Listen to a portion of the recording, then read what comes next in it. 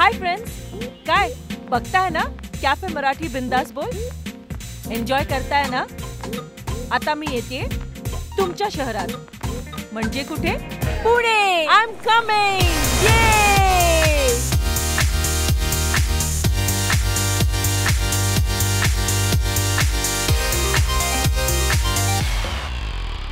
Hello friends, मी भक्ती पठारे आले बर का. मी तुमच्या म्हणजे आपल्या पुण्यात.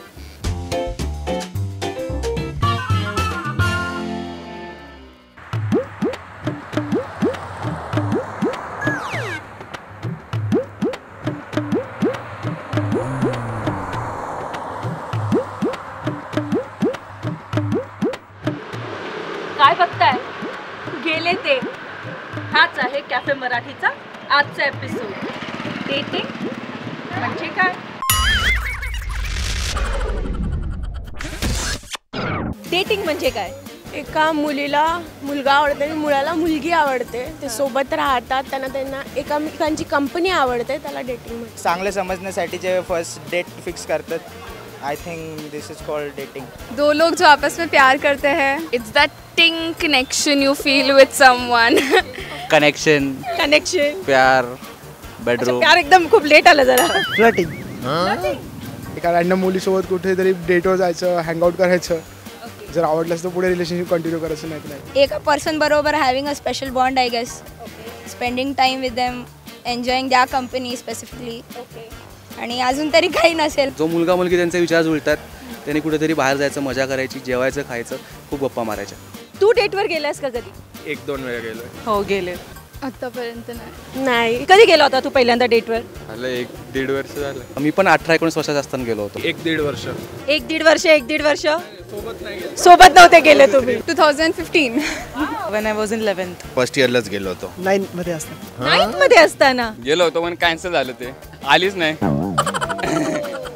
डेटवर जाण्याआधी अशी काही तयारी करावी लागते? चांगलं दिसायला लागतं, खिशात भरपूर पैसे पाहिजे, मेकअप थोडाफार, ड्रेसिंग चांगलं पाहिजे, कुठे जाणार आहे आपण ठरवायचं असतं. 100 रुपये खिशात ठेवायचे. एक कॉफी दोघांनी प्यायची, विषय संपला. Good dressing sense, good talking skills. मला कोणी मुलगा डेट करणार असेल तर I would like him to like me as who I am. त्याच्यासाठी म्हणून मी काहीतरी स्पेशल कपडे, नाही तर असं नाही, जशी दररोज जाईन तसंच जाणार. डेटवर चाललोय तर मी कार घेऊन जातो. 10वीच्या परीक्षा जेवढ्या आपण तयारी नाही करत, तेवढ्या डेटवर तयारी करावं लागतं. खर्च तर करावं लागणार, कुठे नेणार, तिला कुठे आवडेल, हे सगळं बघावं लागतं. Pickup and drop. कारमध्ये म्हणजे कसं जास्त दिसत नाही, बाईकवर तोंड दिसून येतं, म्हणून कारमध्ये जायचं. आंघोळ करावी लागते. आंघोळ करावी लागते. थँक्यू. असं कधी झालंय की तुम्ही डेटवर गेलाय आणि तुमच्या घरच्यांनी किंवा तुमच्या ओळखीच्यांनी कोणीतरी तुम्हाला बघितलंय, पकडलंय? नाही, असं कधी नाही झालं. No never. नो. नाही, अजून तर नाही पकडलं नाहीये, पण दिसतात ओळखीचे, मग लपायचं थोडंसं. माझ्या आत्याने बघितलं होतं, मग मला विचारलं घरून कोण होता तो, काय वगैरे वगैरे. खूप वेळ झाली. खूप वेळा झाली आहे. डेटवर जाता तुम्ही तेव्हा तुम्हाला तुमच्या पार्टनरला असं काही पटवावं लागतं, मस्कार मारावा लागतो का नॉर्मली अग्री होतात? काय असतं? मस्का तर आधीच मारलेला असतो. डेटला जायचं, येणारच का नाही? एकदम फुल ऑन आर्ची स्टाईल मध्ये. पोरी तसं तर भाव खातातच, तर थोडा भाव द्यावा लागतं. डेटच्या आधी तिच्यावर एवढं खर्च करावं लागलं की चल बाबा डेटला चल, मग डेट नंतर तर काय करावं सांगायचं काय ना. डेटला जाण्यासाठी तू विचारतोस किंवा तू विचारलं होतंस का तुझ्या पार्टनरनी पहिल्यांदा विचारलं होतं? मीच विचारलेलं. तूच विचार. मुलांनाच पुढाकार घ्यावा लागतो. मुलांना पुढाकार घ्यावा लागतो. हो, त्यांनी मला विचारलं होतं. त्याने विचारलं. मीच विचारलं. डेटवर गेल्यानंतर बिल कोण पे करतं? कधी मुली खर्च करतात, कधी आम्ही सुद्धा करतो.